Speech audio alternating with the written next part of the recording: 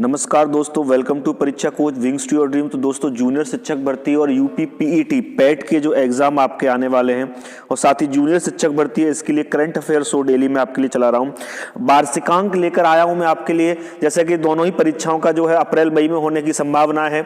18 अप्रैल का जूनियर शिक्षक भर्ती है, 25 मई का पैट है, तो इसमें 1 साल तक का आपका करंट अफेयर पूछा जाएगा। तो करंट अफेयर डेली मैं आपको क्लास ले रहा हूँ। तो अगर आप चैनल पर नए हैं तो सबसे पहले से सब्सक्राइब कर ले, साथ ही बेल आइकन को प्रेस कर ऑल पर सेट कर ले, इससे आने वाली सभी वीडियोस का नोटिफिकेशन आपको मिलता रहे। लाइक और शेयर करने में कंजूसी न करें, लाइक और शेयर करते रहे, मोटिवेशन मिलता है। साथ ही टेक्निकल और नॉन टेक्निकल दोनों तरह की क्लासेस के लिए आप हमारे चैनल को विजिट कर सकते हैं। साथ ही जूनियर शिक्षक भर्ती और पैट के लिए जो है मैं जीके और जीएस, जनरल नॉलेज और जनरल साइंस के जो है क्लासेस भी स्टार्ट करने वाला हूं बहुत जल्दी। तो जल्दी से चैनल को लाइक और शेयर करते रहें। आज के हम करंट अफेयर की क्लास में जो बात करेंगे वो बात करेंगे नीति आयोग एवं जीएसटी की। नीति आयोग की अगर हम बात करें तो नीति आयोग आपका और जीएसटी यहां से बहुत एक क्वेश्चन नहीं, लगभग 2 क्वेश्चन आपको देखने के लिए मिल सकते हैं। बहुत ही इंपॉर्टेंट टॉपिक है, यहां से क्वेश्चन आता ही आता है करंट अफेयर में एक। तो इसको हम पूरा डिटेल में डिस्कस करेंगे आज कि नीति आयोग जीएसटी क्या है, कैसे काम करता है, सब कुछ पूरा डिटेल में डिस्कस करेंगे। तो चलिए शुरू करते हैं आज का वीडियो। तो सबसे पहले हम नीति आयोग की बात करेंगे, उसके बाद जीएसटी के बारे में बात करेंगे। तो नीति आयोग को मैंने कहा पूरी एक चीज डिटेल में करूंगा, और साथ ही पीडीएफ की अगर हम बात करें तो पीडीएफ इसकी आपको हर करंट अफेयर की पीडीएफ में आपको प्रोवाइड करवा रहा हूं। वो आपको हमारे टेलीग्राम चैनल पर मिल जाएगी, और टेलीग्राम चैनल का लिंक जो है वीडियो के डिस्क्रिप्शन में दिया है, वहां से आप ज्वाइन करके डेली करंट अफेयर की पीडीएफ वहां से प्राप्त कर सकते हैं, डाउनलोड कर सकते हैं। चलिए हम बात करते हैं नीति आयोग की। तो नीति आयोग का जो गठन है वो भारत सरकार द्वारा 1 जनवरी 2015 को किया गया था। ठीक है, 1 जनवरी 2015 को किया गया था। किसके? इस नीति आयोग से पूर्व में योजना आयोग चलता था। नीति आयोग से पूर्व क्या चलता था? योजना आयोग चलता था। उस योजना आयोग के स्थान पर 1 जनवरी 2015 को प्रधानमंत्री नरेंद्र मोदी की अध्यक्षता में नीति आयोग की स्थापना की गई। ठीक है, दूसरा सबसे महत्वपूर्ण कि ये पूछा जा सकता है कि नीति आयोग क्या है? गैर संवैधानिक निकाय है। क्या है? एक गैर संवैधानिक निकाय है। नीति आयोग क्या है? गैर संवैधानिक निकाय है। अब दूसरा, नीति आयोग के जिसको कहते हैं एनआईटीआई नीति, तो इसका फुल फॉर्म क्या होगा? ये क्वेश्चन भी बहुत पूछा जाता है, फुल फॉर्म। तो अगर हिंदी में बात करें तो राष्ट्रीय भारत परिवर्तन संस्थान, हिंदी में इसका फुल फॉर्म क्या है? राष्ट्रीय भारत परिवर्तन संस्थान। इंग्लिश में बात करें तो एनआईटीआई नीति, यानी national institution for transforming Indian, national institution for transforming Indian इसकी फुल फॉर्म हो जाएगी। क्लियर है? फुल फॉर्म से एक क्वेश्चन अक्सर पूछा जाता है, तो ये आपको क्लियर होना चाहिए। हिंदी में राष्ट्रीय भारत परिवर्तन संस्थान और इंग्लिश में national institute for transformation Indian, इसका नीति का फुल फॉर्म हो जाएगा।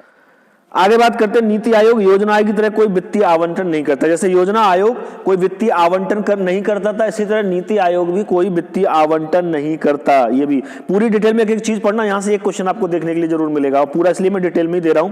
पीडीएफ आप उसको टेलीग्राम चैनल से ले सकते हैं, लिंक वीडियो के डिस्क्रिप्शन में।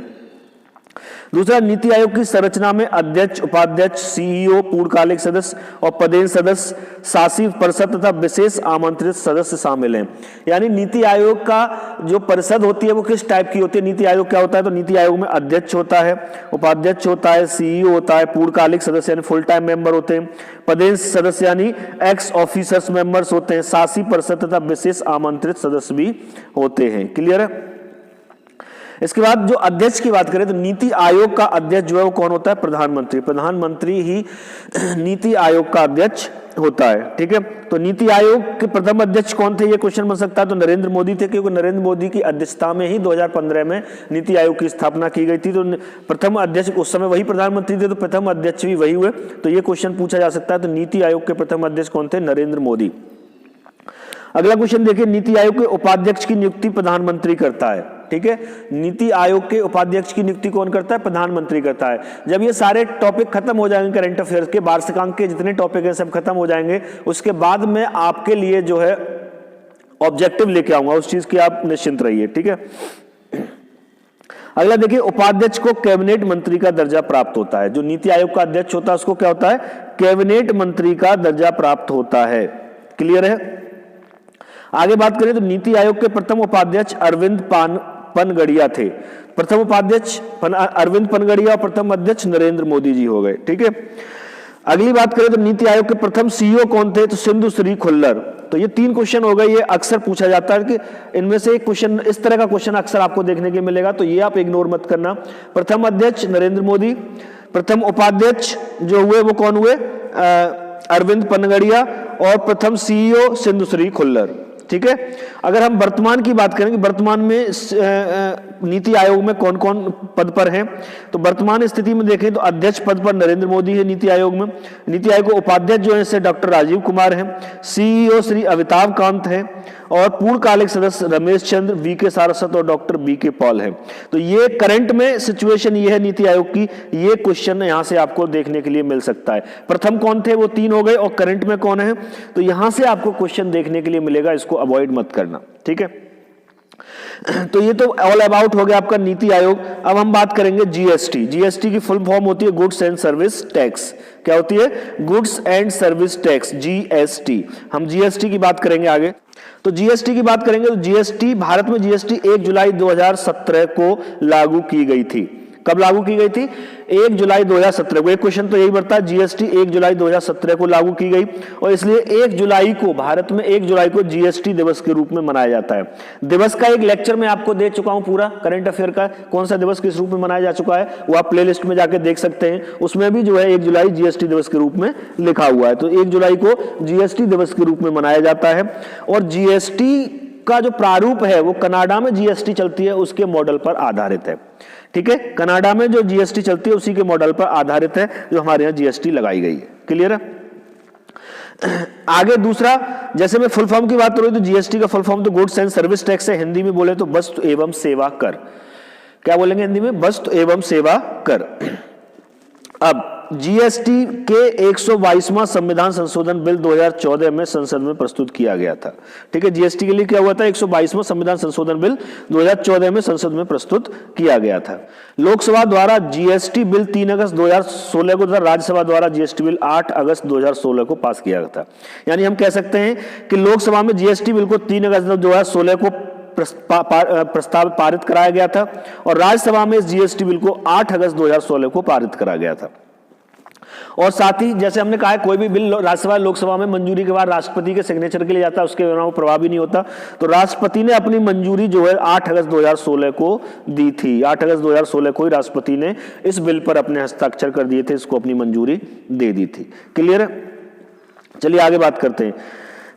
101वां संविधान संशोधन के तहत भारत में जीएसटी लागू किया गया है। भारत में जो जीएसटी लागू किया गया है किस संविधान संशोधन के तहत किया गया है, यह क्वेश्चन आपसे पूछा जा सकता है। तो 101वें संविधान संशोधन के तहत भारत में जीएसटी लागू किया गया है।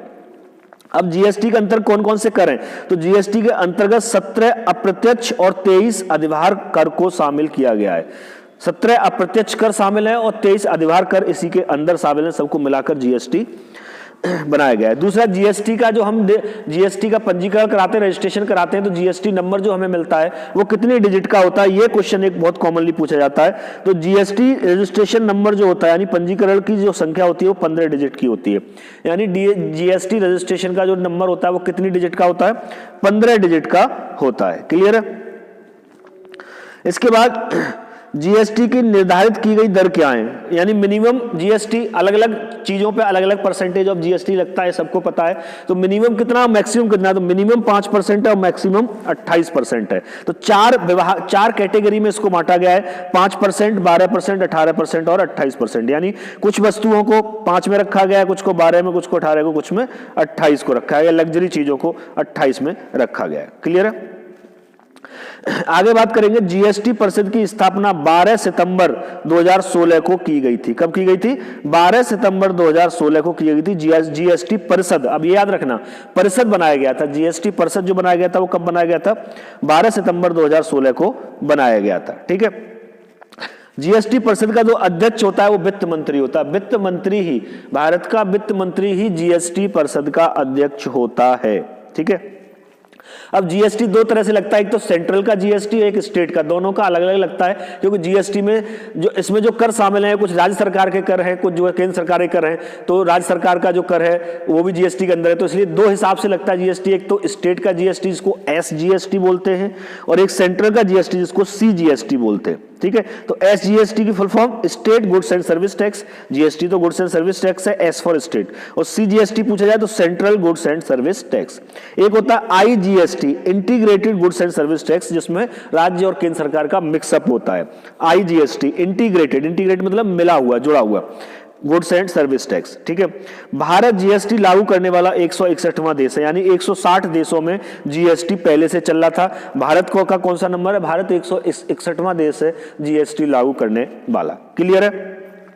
अब हम आगे बात करेंगे कि नीति आयोग की रिपोर्ट क्या है। नीति आयोग की रिपोर्ट क्या है, यहां से एक क्वेश्चन आपको देखने के लिए मिलेगा, ये बहुत ही इंपॉर्टेंट है, यहां से आपको बहुत इंपॉर्टेंट है, दोनों ही एग्जाम में आपकी, चाहे जूनियर शिक्षक भर्ती हो चाहे पेट का एग्जाम हो, दोनों ही एग्जाम में यहां से क्वेश्चन देखने के लिए मिल सकता है। तो जो करंट में नीति आयोग की रिपोर्ट है उसके हिसाब से क्या क्या तथ्य निकल के आते हैं वो हम डिस्कस करते हैं। अब सतत विकास लक्ष्य सूचकांक 2019-20, इसकी रिपोर्ट जो नीति आयोग ने जारी की है उसके अनुसार से सतत विकास लक्ष्य सूचकांक में, इस सूचकांक में जो प्रथम स्थान है वो केरल का है, द्वितीय स्थान हिमाचल प्रदेश का है, तृतीय स्थान पर आंध्र प्रदेश, तमिलनाडु और तेलंगाना संयुक्त रूप से विद्यमान है, और अंतिम स्थान पर बिहार है, यानी बिहार सबसे नीचे है। अगला है निर्यात तत्परता सूचकांक 2020, इस सूचकांक में जो प्रथम स्थान है वो गुजरात का है, द्वितीय स्थान महाराष्ट्र का, तृतीय स्थान तमिलनाडु का है। ये अलग अलग सूचकांक हैं और उस सूचकांक में कौन से स्टेट ने कौन सा स्थान हासिल किया है, ये क्वेश्चन आपसे बन सकता है, बहुत इंपॉर्टेंट है, इसको आप जरूर देखें, ठीक है। अगला है स्वच्छ सर्वेक्षण ग्रामीण पुरस्कार सूचकांक 2020, स्वच्छ सर्वेक्षण ग्रामीण, उसके हिसाब से जो है शीर्ष स्थान पर जो है तमिलनाडु है। ग्रामीण स्वच्छ सर्वेक्षण में तमिलनाडु सबसे ऊपर है, और सबसे शीर्ष रैंक पर जो जिला है, ये तो स्टेट की बात हो गई, जो जिला है वो पेडापल्ली है, तेलंगाना का जिला है जो पेडापल्ली है, ठीक है।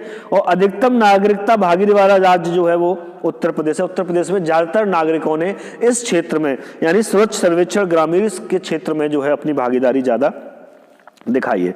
इसके बाद अगला जो रिपोर्ट है नीति आयोग की वो है स्वच्छ भारत पुरस्कार 2020 के तहत। स्वच्छ भारत पुरस्कार जो चल रहा था उसके तहत जो है कौन कौन से पुरस्कार दिए गए हैं उसका जो रिपोर्ट है वो देख लेते हैं हम। तो स्वच्छ सुंदर सामुदायिक शौचालय, स्वच्छ सुंदर सामुदायिक शौचालय अभियान, इसके तहत सर्वश्रेष्ठ राज्य जो घोषित किया गया है वो गुजरात है।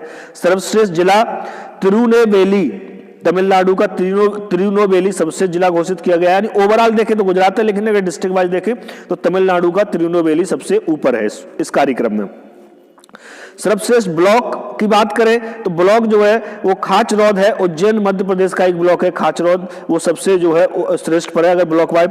और सबसे अच्छी ग्राम पंचायत की बात करें तो चिन्नौर सलेम जो है सबसे उच्च ग्राम पंचायत है इस प्रोग्राम के लिए, इस कार्यक्रम के लिए। अगला है सामुदायिक शौचालय अभियान की बात करें तो सामुदायिक शौचालय अभियान में अगर हम जैसे डिस्ट्रिक्ट वाइज, जिला wise, block wise, state wise अलग अलग पूछा जा रहा है तो अलग अलग हम बात कर रहे हैं, ठीक है। ये आप रिपीट करें कई बार, ये आपको याद करना, यहां से क्वेश्चन आपको देखने के लिए मिलेगा। तो सामुदायिक शौचालय अभियान SSA की बात करें तो इसमें सर्वश्रेष्ठ राज्य जो है उत्तर प्रदेश और गुजरात है। क्या है? उत्तर प्रदेश और गुजरात है। और सर्वश्रेष्ठ जिला जो है प्रयागराज है और बरेली, ये दोनों ही जिले जो है उत्तर प्रदेश के हैं। और सर्वश्रेष्ठ ग्राम पंचायत जो है वो बोरी गांव है, वो बोगाई गांव असम का एक हिस्सा है। अगली रिपोर्ट जो है नीति आयोग की वो है बाघ गणना रिपोर्ट 2019, यहां से भी एक क्वेश्चन पूछा जाएगा। तो इस रिपोर्ट के अनुसार, यानी बाघ गणना रिपोर्ट 2019 के अनुसार भारत में बाघों की कुल संख्या 2967 है। कितनी है? 2967 है। 2014 और 2018 के बीच बाघों की आबादी में 33% की वृद्धि दर्ज की गई है। बाघों की आबादी पहले बढ़ रही थी, लेकिन 2014 और 2018 के बीच में उनकी जो आबादी है उसमें लगभग 33% की वृद्धि दर्ज की गई है। अब किस राज्य में कितने बाघ हैं ये रिपोर्ट में, इसको भी हम देख लेते हैं। तो मध्य प्रदेश में 526 बाघों की संख्या सबसे ज्यादा है, कर्नाटक में 524 है जो दूसरा है, उत्तराखंड में 444, महाराष्ट्र में 312, उत्तर प्रदेश में 173, सुंदरबन में 88 और बिहार में 31 है। तो ये आपकी टोटल सारी रिपोर्ट्स थी जो नीति आयोग द्वारा जनरेट की गई थी। तो ऐसे ही सारे करंट अफेयर्स के डेली शो में लेके आता रहूंगा। लाइक और शेयर करना बिल्कुल न भूले। साथ ही जीके जीएस की क्लासेस दोनों के लिए, जूनियर शिक्षक भर्ती और पेट के एग्जाम दोनों के लिए हम बहुत जल्द शुरू करने जा रहे हैं। तो जुड़े रहिए हमारे साथ, सब्सक्राइब करते रहिए, लाइक और शेयर करते रहिए, ठीक है। है। पीडीएफ आप जो है टेलीग्राम चैनल से डाउनलोड कर सकते हैं, लिंक वीडियो के डिस्क्रिप्शन में। मिलता हूं अगली क्लास के साथ, तब तक के लिए।